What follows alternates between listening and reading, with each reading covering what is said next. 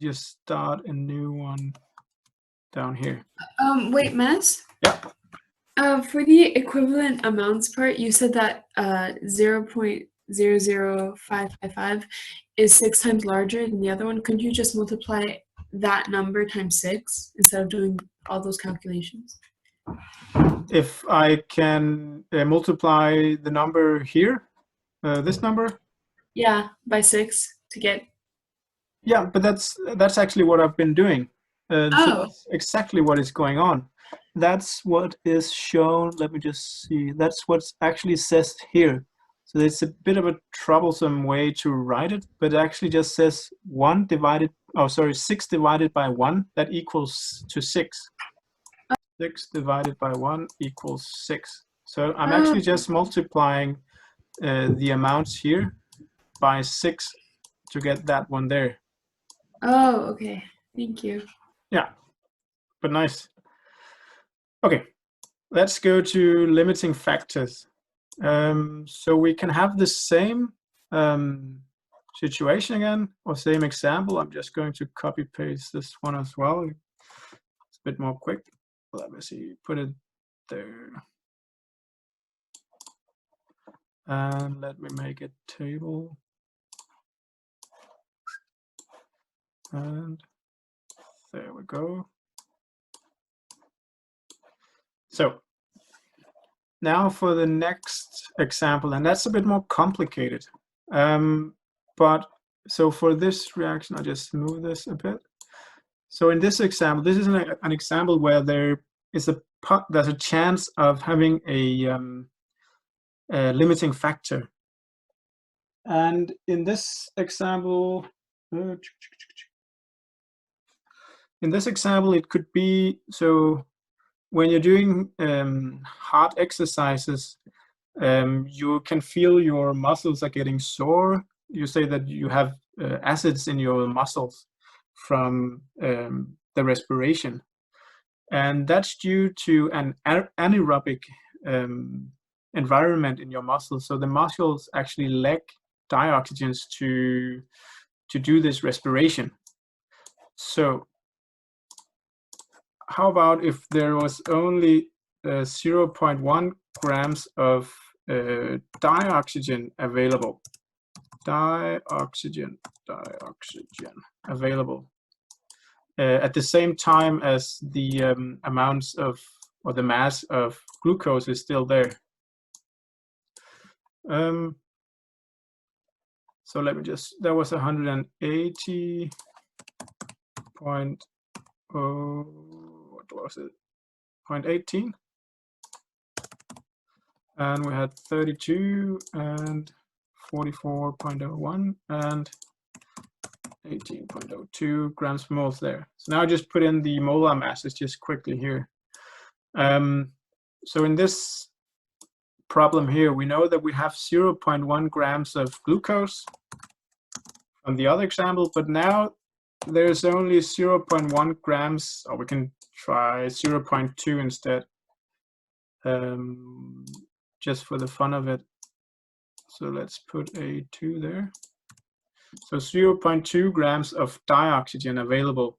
So this could be a situation in the muscles. This is when your muscles start, you feel tired and your muscles start to get sore.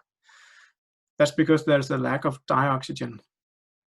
But this we can also do some calculations on.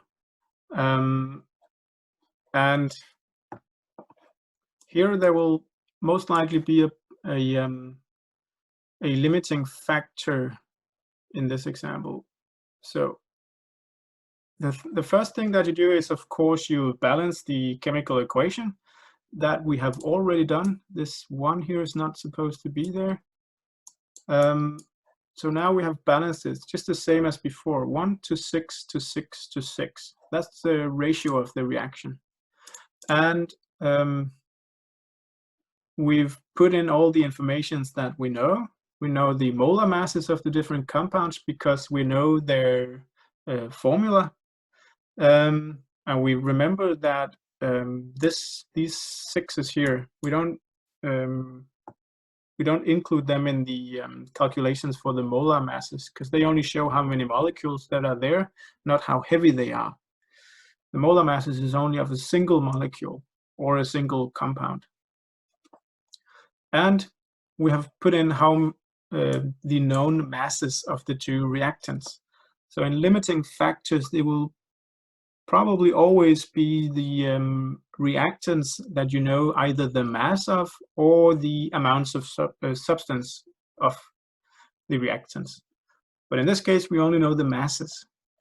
But we can calculate the amounts of substance for both the reactants.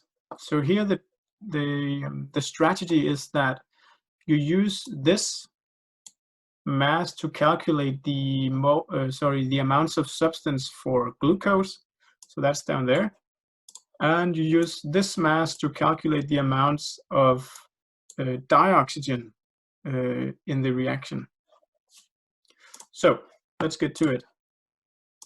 The amounts of glucose, C6H12, oh, it should be a capital C, O6 is equal to, let me just make this a bit smaller. That's equal to the molar mass of glucose. Oh, sorry, the mass divided by the molar mass of glucose. So it's 0.1 grams divided by 180.18, and that's grams per moles. And that was equal to, well, there's the same calculation, so that will be equal to 0.000555 moles. Let me just enlarge this a bit so we can see it more clearly. Oh, yeah, 0.000555. There we go. So that was the first part. Now we know the amounts of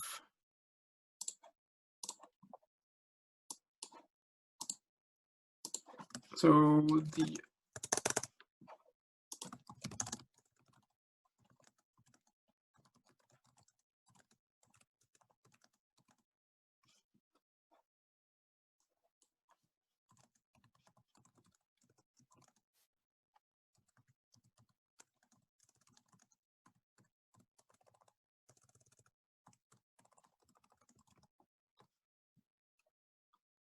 now we know that the amount of substance of 0.1 grams of glucose is equal to 0.000555 moles.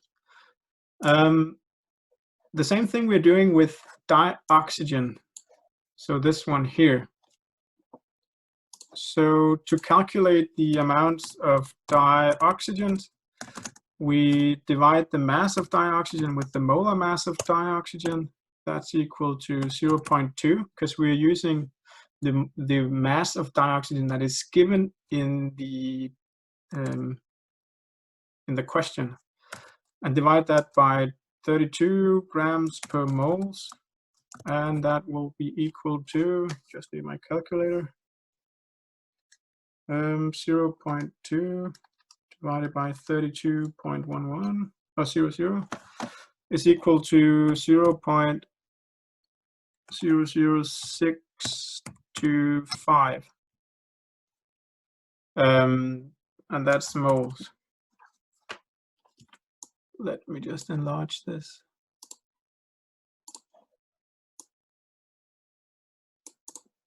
Okay.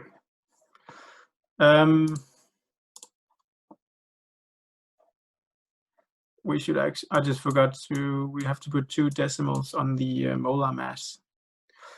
So right now we can conclude that the amounts of 0.2 grams of dioxygen is equal to 0.00625 moles. So in 0.2 grams of dioxygen, the amount of substance is 0.00625 moles. So now we can try and see if there is equivalent amounts, because if there are equivalent amounts, then these two, the two amounts of substances would be equal to the reaction ratio. So let's try to see that. So we take 0.00555 and divide that with 0.00625, and that's moles, and that's moles as well. And I can just do the calculations.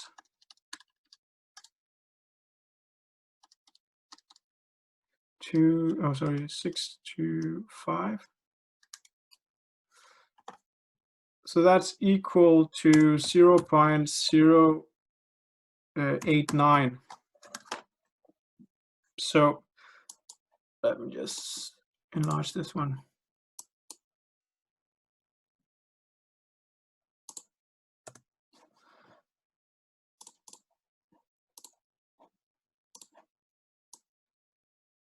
So I took this this number here and divided by this number there to see if there were equivalent amounts. And if there were equivalent amounts, if equivalent amounts, then the amount of glucose, C6H12O6, divided by the amounts of dioxygens would have, divided by the amounts of dioxygen would have been equal to 1 divided by 6, and to get a number on that, it's equal to 0.17. So this is how you show that this is not equivalent amounts. You actually just take the you use the ratio of the reactions to show that these two are not in the same ratio. And if those two is not in the same ratio as the ratio of the reaction, then one of them is the equivalent, is the limiting factor.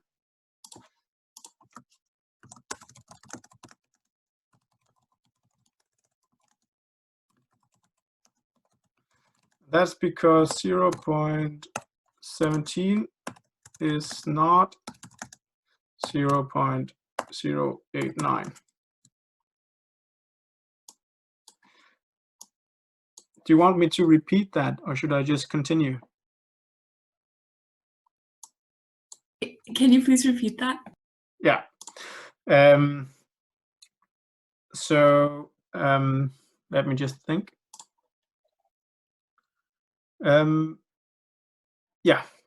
Let's try to illustrate it with this explanation here. So in the first example up here, I've drawn quite a lot. So this number here, that's equivalent to the amounts of glucose. So this number here divided by that number there, that's equal to 1 divided by 6, and that is 17. 0.17. So if there are equivalent amounts, then the amounts of dioxygen is 6 times larger than the amounts of glucose. Or to put it in the opposite way of saying it, then the amount of glucose is 1/6 the amount of dioxygen. So it's 6 times smaller than the amount of dioxygen. And those two numbers, they're equal to 1 divided by 6. So those two numbers are the equivalent amounts. But if we go down to the second example here, we can see that those two numbers we have now, they're not in the same ratio as the reaction ratio. So the reaction ratio between the two reactants, that's 1 to 6. So if there were equivalent amounts, then the amounts of dioxygen would have to be 6 times larger than the amounts of glucose, but they are not. And that we have shown by actually just dividing those two numbers and see that it's not 1 to 6. It's something else, and we don't really care what it is, but we just need this conclusion that it's not the same as 1 to 6, or it's not the same as 1 divided by 6. Was it a bit more clear now? Yes, thank you. Yeah, cool. So this is one way of showing that there is a limiting factor. And now we need to figure out which one is then the limiting factor. And when determining the limiting factor, we cannot use the masses. We must use amounts of substance to figure this out. So the masses are actually not that useful in chemical calculations. We always care about the amounts of substance. And those are also the ones that we need to figure out which one is the limiting factor. And the way to do this, just going to make a box over here saying limiting factor. So the limiting factor is the reactant that is relatively less of. So it's the one that, when bearing in mind the reaction ratio, is the smallest amount of. And the way to do this is that you take your amount of substance of a compound or a molecule, and you divide it by the coefficient of that compound. And let me just put a line there. And then you compare. You do that for both reactants. Let's just make it a bit larger. The one, or the lesser compound, is the limiting factor. So the one where you divide the amounts of substrate of that compound with the coefficient of that compound. The one that shows the lesser number, the smallest number, is the limiting factor. Okay, and the coefficient that you're using are the ones here. So these ones. And we still have an invisible one, that's a 1 there, that we're not showing, but we know it's there. Okay, so let's try to do this for glucose. Let's make it glucose. So for glucose, the amounts of substance, it's we have calculated already, so that's 0.00555 moles, and that number we divided by 6. I'm just going to draw that. Oh, sorry, the coefficient is only 1 of glucose, so that will be equal to 0.000555 moles. Yeah, or you actually just divide it by, yeah, moles. Let's just keep it like this. So that's for glucose. Let's try for dioxygen, so O2. The amounts of substrate of O2 is 0.00625 moles. this number you divide by the coefficient, and the coefficient for dioxygen is 6. So divided by 6, and that is equal to 0.0026625 divided by 6. It gives 0.00104 moles. So now we have to look at the number there and compare it with the number there. And the smallest number is the limiting factor. So let's see, 0.000, there are 3 zeros after the comma, and down here there are only 2. So this one is the limiting factor, because the amounts of glucose is smaller than the amounts of dioxygen.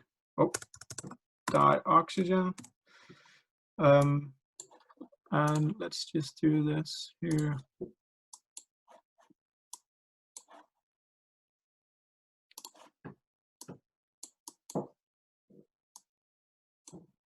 So do you know what this sign here means?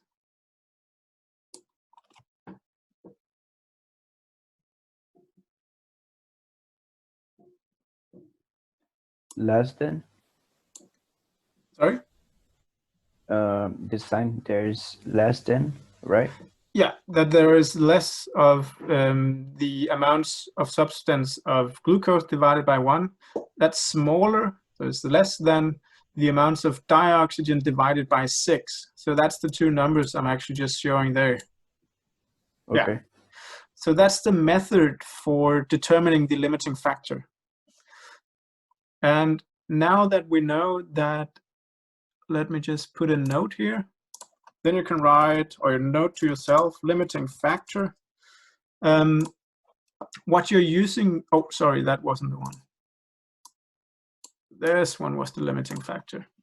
So now that we know that glucose is the limiting factor, it has the relatively lowest amount of substance. That's the amount of substance that you are transferring to the products.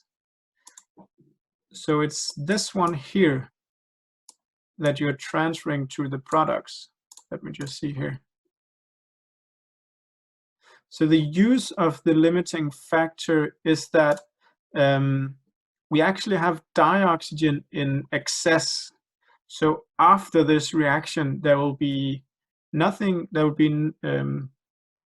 will not be any of the glucose left, but there will be some of the dioxygen left after the reaction, because some of the dioxygen molecules do not have a glucose molecule to react with, because they are all gone at that moment.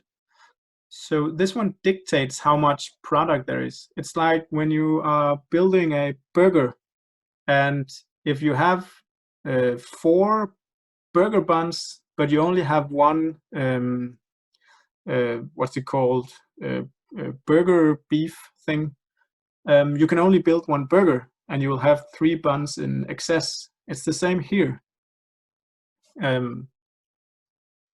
Okay, did everybody understand that?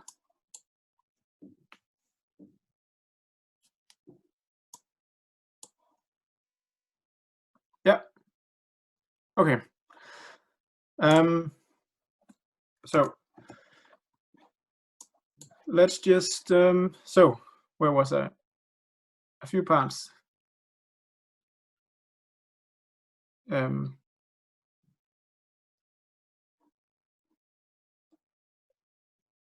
So how to say it in another way?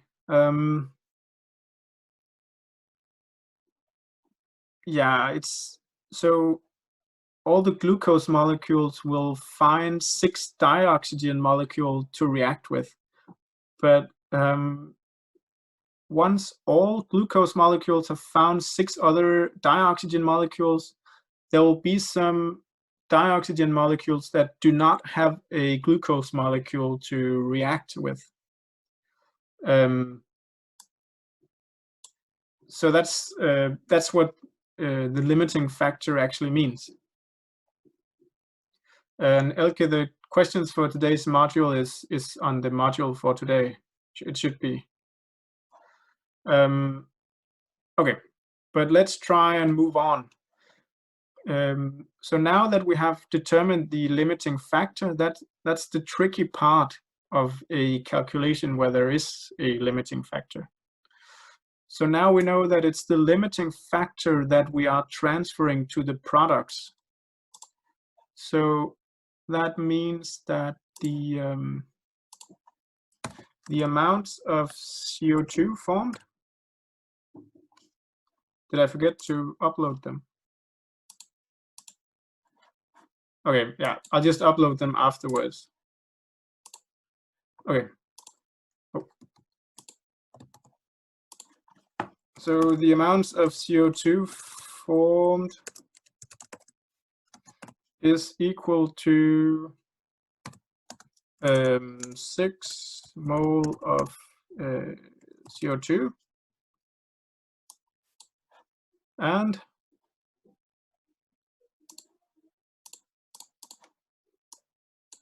divided by what was it? 1 mole of glucose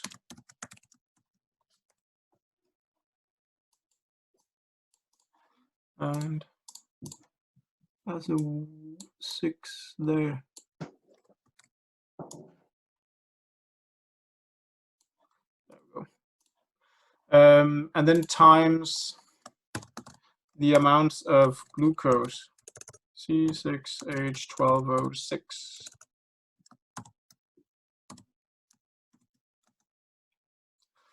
And that is equal to 6 times 0.00555 mole. And let's just see here.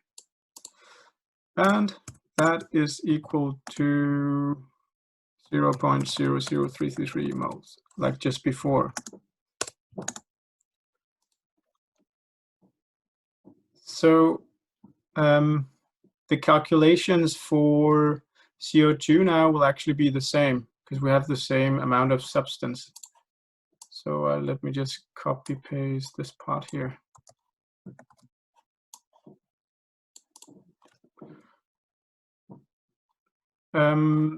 So right now we actually finished with determining the mass of CO2 formed when there are 0.1 grams of glucose and 0.2 grams of dioxygen.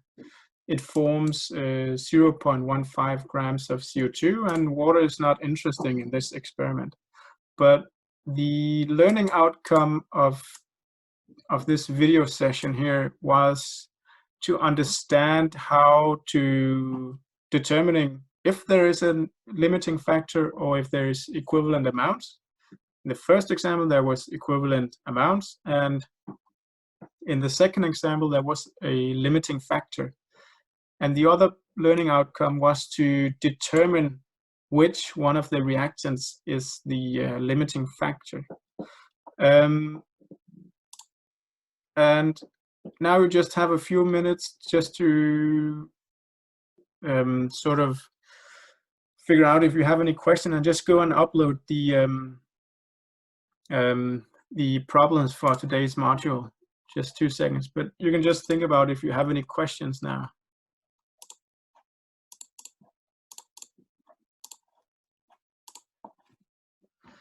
And I guess that you can still see my screen.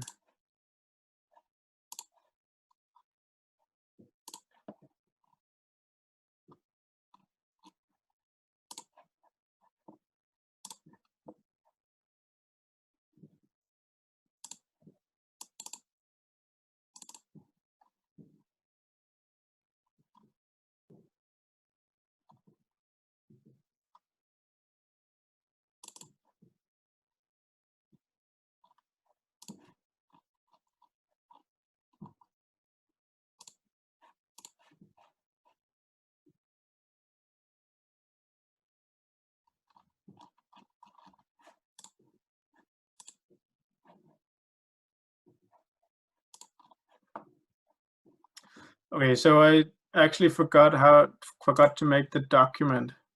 I only have the answer document, so it will be there in a bit. So I think we need to do it as homework until next time. But right now, are there any more questions for the limiting factors?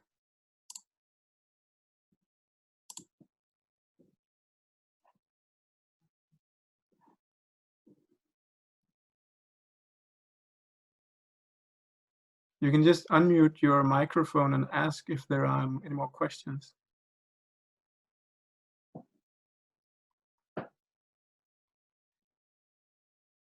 If not, then I'll put the document on today's module in just 5 minutes, and then you can start working on them.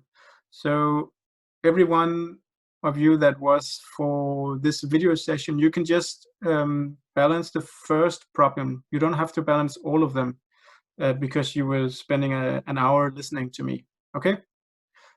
Yeah, but I put the